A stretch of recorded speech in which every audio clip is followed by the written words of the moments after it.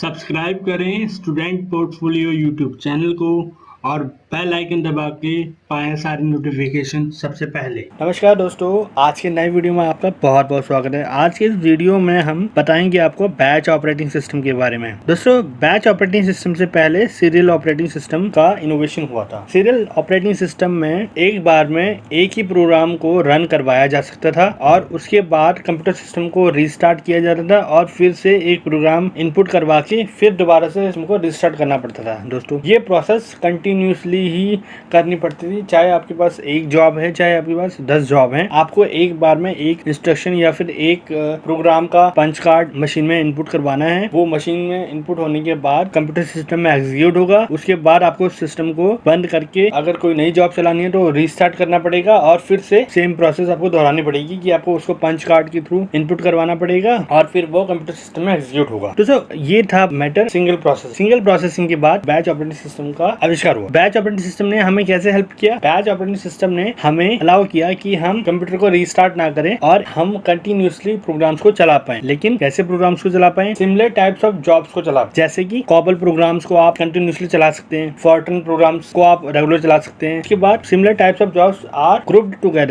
Together का मतलब हुआ दोस्तों, जैसे जावा के 5 प्रोग्राम्स या 10 प्रोग्राम है या 28 प्रोग्राम्स, उन सबको कंटिन्यूसली चलाया जाएगा। वैसे ही जैसे कॉबल जॉब्स प्रोग्राम्स हैं, उनको हम कंटिन्यूसली चलाएंगे। उसके बीच में हम कहीं पे भी फॉर्ट्रन या फिर जावा या फिर सी का कोई प्रोग्राम हम बीच में इनपुट नहीं करेंगे। हम कंटिन्यूसली सिमिलर प्लेटफॉर्म पे लिखे हुए प्रोग्राम्स को ही रन करवाएंगे। उसके बाद for execution in memory, obvious program जो है वो मेमोरी में ही एग्जीक्यूट होता है। दोस्तों, तो ये था हमारा सिंपल सा definition. Similar types of jobs are group together for execution in memory, क्योंकि एक ही प्रकार के बहुत सारे प्रोग्राम्स को इकट्ठा करके मेमोरी में रन करवाने के लिए जिसने हमें अलाउ किया वो था बैच ऑपरेटिंग सिस्टम। चलिए बढ़ते हैं सेकंड पॉइंट की तरफ।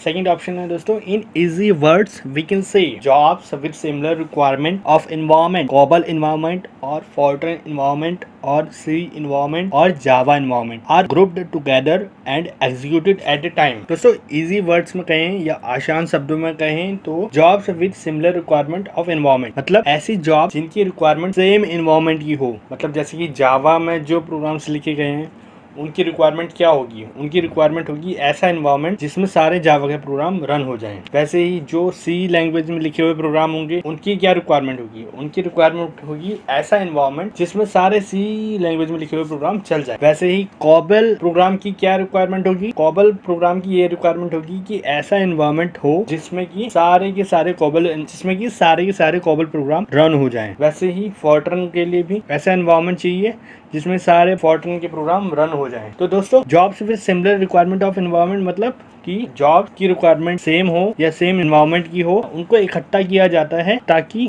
उन प्रोग्राम्स को रन करवाया जा सके। दोस्तों, एक छोटा सा एग्जांपल आपके सामने रखा गया है, पिक्चर के माध्यम से आपको समझाने की कोशिश की गई है कि फॉर्ट्रन, कॉबल, फिर फॉर्ट्रन, फिर जावा, फिर सी, फिर फॉर्ट्रन, फिर कॉबल, फिर सी, ये सारे प्रोग्राम्स इस सीरीज में ऑपरेटर के पास आए। ऑपरेटर ने क्या किया? ऑपरेटर ने उनको बैच किया। कॉबल प्रोग्राम्स को एक साथ किया, फिर फॉर्ट्रन प्रोग्राम्स को एक साथ किया, फिर सी प्रोग्राम्स को एक साथ किया, फिर जावा प्रोग्राम्स को एक साथ किया। इन सब का अलग अलग बैच कराया और फिर कंप्यूटर में उनको एग्जीक्यूट कराने के लिए इनपुट करवा दिया। दोस्तों, ये तो एक छोटा सा डायग्राम, इसकी हेल्प से हमने आपको समझाने की कोशिश की है। चलिए आगे बढ़ते हैं प्रोसेसिंग की तरफ और जानते हैं कि बैच ऑपरेटिंग सिस्टम कैसे काम करता है। फर्स्ट स्टेप है हमारा, user has to submit jobs to computer operator.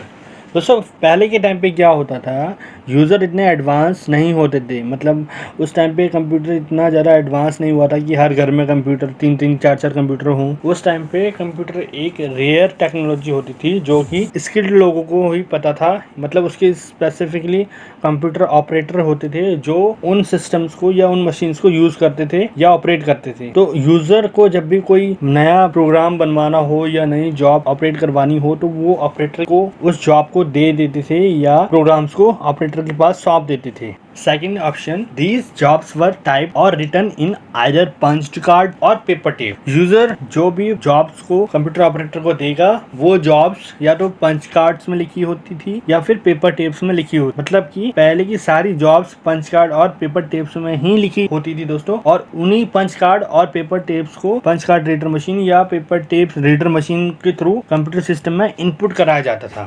Third step है, after receiving jobs from user से जॉब्स प्राप्त करने के बाद, मतलब ऑपरेटर जब यूजर से जॉब्स को ले लेता था या उससे रिसीव कर लेता था। फोर्थ स्टेप है हमारा, these jobs were firstly arranged in groups by type of languages like COBOL language jobs were grouped separately and Fortran language jobs were grouped separately and as per their requirements. तो दोस्तों ये जो jobs operator ने computer user से या फिर user से ली हैं, उन जॉब्स को पहले ग्रुप में अरेंज किया जाता था, मतलब उनकी जो टाइप ऑफ लैंग्वेज थी, जिस लैंग्वेज में वो लिखे गए हैं उस लैंग्वेज के अकॉर्डिंग उनको सेट किया जाता था। मतलब कि जैसे कोबल लैंग्वेज में जो प्रोग्राम लिखे गए थे उनको एक साथ ग्रुप अप किया जाता था, और जो फॉर्ट्रन लैंग्वेज में लिखे गए प्रोग्राम्स थे उनको ग्रुप अप किया जाता था, और दोनों को ग्रुप अप करके एज पर देयर रिक्वायरमेंट, मतलब उस ग्रुपिंग में भी ये देखा जाता था कि कौन प्रायोरिटी पे है, मतलब किसी प्रोग्राम को अगर जल्दी रन करवाना है या पहले रिजल्ट देना है तो उसको सबसे पहले रन करवाया जाता था उन ग्रुप्स में। तो ये ऑपरेटर का काम होता था कि वो उन जॉब्स को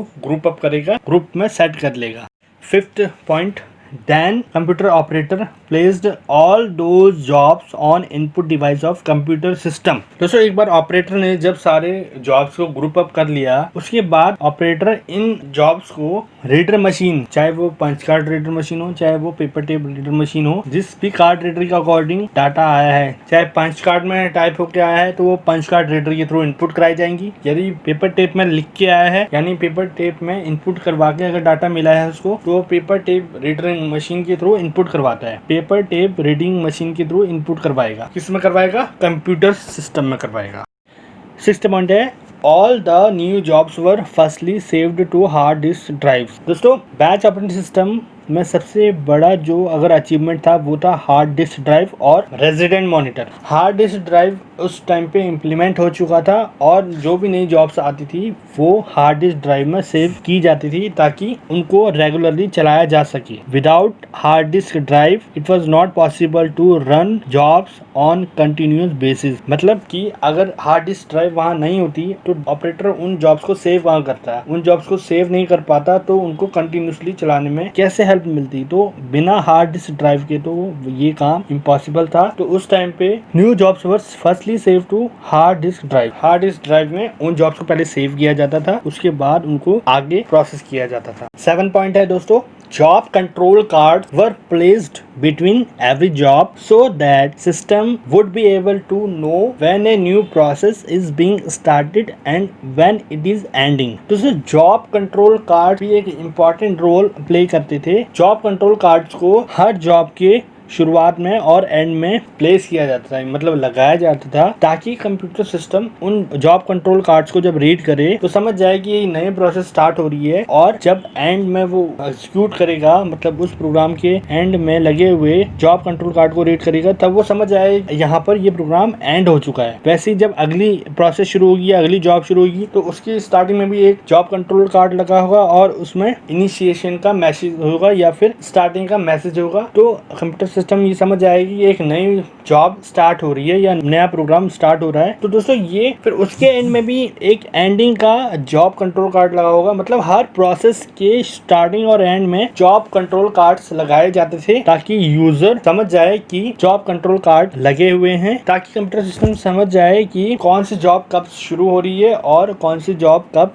खत्म हो रही है। तो ये जॉब कंट्रोल कार्ड्स की हेल्प से बहुत अच्छा काम होता था उस टाइम पे बैच ऑपरेटिंग सिस्टम में। कंप्यूटर सिस्टम को और तेजी से काम करने में हेल्प मिलती थी। 8 पॉइंट है दोस्तों, now resident monitor a system software works as a job sequencer because it sequences jobs and sends them to the processor. दोस्तों रेजिडेंट मॉनिटर भी इस टाइम का बहुत बड़ा अचीवमेंट था, और रेजिडेंट मॉनिटर एक सिस्टम सॉफ्टवेयर था जो कि कंप्यूटर सिस्टम के अंदर ही एक्टिव रहता था। उसका काम क्या होता था? उसका काम ये होता था कि वो जॉब्स को, जो भी कंप्यूटर ऑपरेटर ने जॉब्स इनपुट करवाई हैं, उन जॉब्स को सीक्वेंस करता था, क्योंकि कंप्यूटर ऑपरेटर कंप्यूटर सिस्टम के अंदर जो हो रही है चीजें उनको ऑपरेट नहीं कर पाता था, बस वो जॉब इनपुट करवाता था। तो जॉब इनपुट करवाने के बाद कंप्यूटर ऑपरेटर का कोई रोल नहीं रहता था कंप्यूटर सिस्टम में। उसके बाद रेजिडेंट मॉनिटर का ही रोल होता था सारा। रेजिडेंट मॉनिटर जितनी भी जॉब्स इनपुट करवाई गई हैं उनको सीरियल वाइज लगाता था और सीरियल वाइज इनपुट लेने के बाद सीरियली उनको प्रोसेसर के पास भेजता था ताकि वो एग्जीक्यूट हो पाए। मतलब कि रेजिडेंट मॉनिटर अगर नहीं होता उस टाइम पे तो ये सारी जॉब कंटिन्यूसली रन नहीं हो पाती, और अगर कंप्यूटर ऑपरेटर जो भी सीरियली उन जॉब्स को भेज रहा है वो इंटरवीन तो कर नहीं सकता है, वो कंप्यूटर सिस्टम के अंदर कोई भी चीज को छेड़ नहीं सकता है, कोई भी चीज को देख नहीं सकता था। तो रेजिडेंट मॉनिटर की हेल्प से ही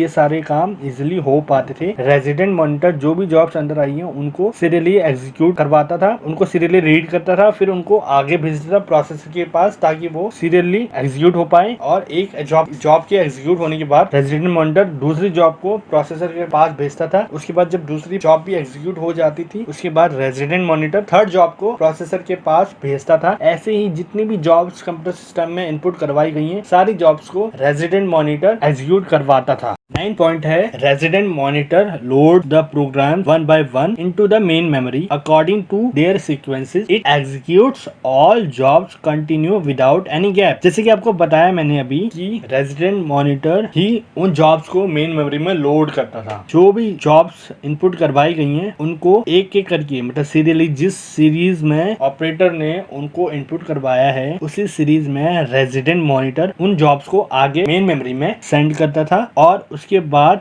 एक जॉब के एग्जीक्यूट होने के बाद दूसरी जॉब को भेजता था, दूसरी जॉब के एग्जीक्यूट होने के बाद तीसरी जॉब को भेजता था। तो रेजिडेंट मॉनिटर एक्टिव रहता था कंप्यूटर सिस्टम में और वो देखता था हर एक जॉब को, हर एक प्रोसेस को कि वो कब एग्जीक्यूट हो रही है, कब उसका रिजल्ट आ रहा है और कब अगली जॉब को भेजना है और कब अगली जॉब का रिजल्ट आएगा उसके बाद तीसरी जॉब को भेजना है। ऐसे ही कंटिन्यूसली वो सारी जॉब्स को रन करवाता था। तो रेजिडेंट मॉनिटर के होने की वजह से काफी ज्यादा फायदे हुए बैच ऑपरेटिंग सिस्टम में। 10th पॉइंट है jobs are processed in the order of submission SCFS first come first serve manner. दोस्तों जो भी जॉब्स आई हैं जिस सीक्वेंस में आई हैं वो सभी जॉब उसी सीक्वेंस में एग्जीक्यूट होती हैं। जो पहले आया है वो पहले एग्जीक्यूट होगा, जो लास्ट में आया है वो लास्ट में एग्जीक्यूट होगा। रेजिडेंट मॉनिटर इस चीज को स्कैन नहीं कर पाता था कि कौन प्रायोरिटी पे है और किसको जल्दी एग्जीक्यूट करवाना है। वो रेजिडेंट मॉनिटर उसी सीक्वेंस में जॉब्स को एग्जीक्यूट करवाता था जो जिस सीक्वेंस में लगी हुई है। जो पहले आया है वो पहले सर्व होगा, जो बाद में आया है वो बाद में सर्व होगा। 11th पॉइंट है once a job is executed its memory is release and output for the job gets copied into an output pool for later printing. दोस्तों जब भी एक जॉब एग्जीक्यूट हो जाती थी या एक प्रोग्राम एग्जीक्यूट हो जाता था तो वो प्रोग्राम जिस मेमोरी में या वो जॉब मेमोरी में एग्जीक्यूट हो रहा होता था वो मेमोरी रिलीज हो जाती और उसमें नेक्स्ट जॉब को शिफ्ट किया जा सकता था। तो जब ये मेमोरी फ्री हो गई और इसमें जो एग्जीक्यूट हो रहा प्रोग्राम रिजल्ट के तौर पे मेमोरी से बाहर निकल जाता था तो उसको as an output hard disk drive में एक आउटपुट स्पूल के रूप में सेव करवा दिया जाता था ताकि उसको लेटर प्रिंट करवाया जा सके या आउटपुट करवाया जा सके। तो दोस्तों यहाँ पर भी हार्ड डिस्क ड्राइव ने एक इम्पोर्टेंट काम किया है कि वो आउटपुट जो डाटा आ रहा है उसको भी सेव कर रहा है। मतलब जो स्टार्टिंग में इनपुट करवाया उसको भी हमने हार्ड डिस्क में ही सेव करवाया था और जब एग्जीक्यूट हो गया प्रोग्राम तो उसको भी हम हार्ड डिस्क ड्राइव में आउटपुट करवा रहे हैं ताकि वो स्पूल में सेव हो जाए। दोस्तों अब बढ़ते हैं एडवांटेज की तरफ। क्या है बैच ऑपरेटिंग सिस्टम के एडवांटेजेस, तो चलिए शुरू करते हैं। फर्स्ट पॉइंट है हमारा idle time is reduce to very less. दोस्तों ऑब्वियसली जो आइडल टाइम था, जो खाली रहने वाला टाइम था, जो सीरियल प्रोसेसिंग की ड्रॉबैक्स थी कि CPU या फिर कंप्यूटर सिस्टम बहुत ज्यादा आइडल रहता था, उस कमी को बैच ऑपरेटिंग सिस्टम के आने की वजह से काफी ज्यादा दूर कर दिया गया था। अब सिस्टम में आइडल टाइमिंग कम हो गई थी क्योंकि कंप्यूटर सिस्टम रेगुलरली बिजी रहता था। सेकंड पॉइंट है no interaction between user and computer. Obviously दोस्तों ये इसका बहुत बड़ा बेनिफिट है कि रेजिडेंट मॉनिटर के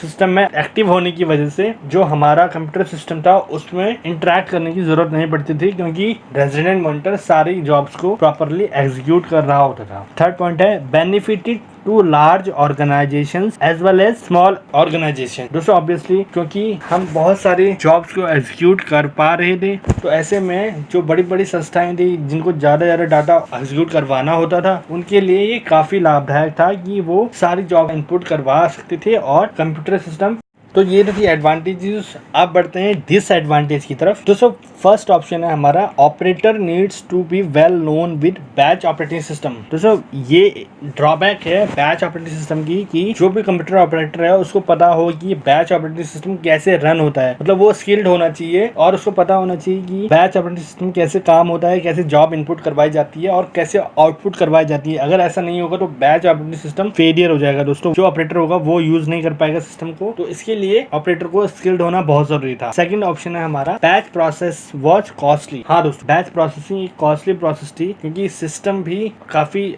एडवांस था, तो उसमें काफी ज्यादा खर्चा हुआ था उसको डेवलप करने में। दूसरा जो ऑपरेटर था उसकी ट्रेनिंग में भी ज्यादा खर्चा लगता था, तो ये थोड़ा कॉस्टली साबित हुआ दोस्तों। थर्ड ऑप्शन है हमारा if any error occurs in between execution of any process then whole process needs to start again. दोस्तों बैच ऑपरेटिंग सिस्टम के बीच में अगर कोई ऐसा प्रोग्राम आ गया है जिसमें एरर आ गया है तो कंप्यूटर सिस्टम वहीं पे रुक जाता था, वहीं पे बंद हो जाता था, जिसकी वजह से अगली प्रोसेस एग्जीक्यूट नहीं हो पाती थी। तो ऐसे में क्या होता था, कंप्यूटर सिस्टम को रीस्टार्ट करना पड़ता था और एक बार अगर कंप्यूटर सिस्टम रीस्टार्ट हो गया फिर से पूरी प्रोसेस दोबारा से दोहरानी पड़ती है दोस्तों। तो ये थी डिसएडवांटेजेस। आज की वीडियो में इतना ही। अगर वीडियो आपको पसंद आया है तो वीडियो को लाइक कीजिएगा, चैनल पर नए हैं तो सब्सक्राइब कीजिएगा, वीडियो को शेयर कीजिएगा। Thank you.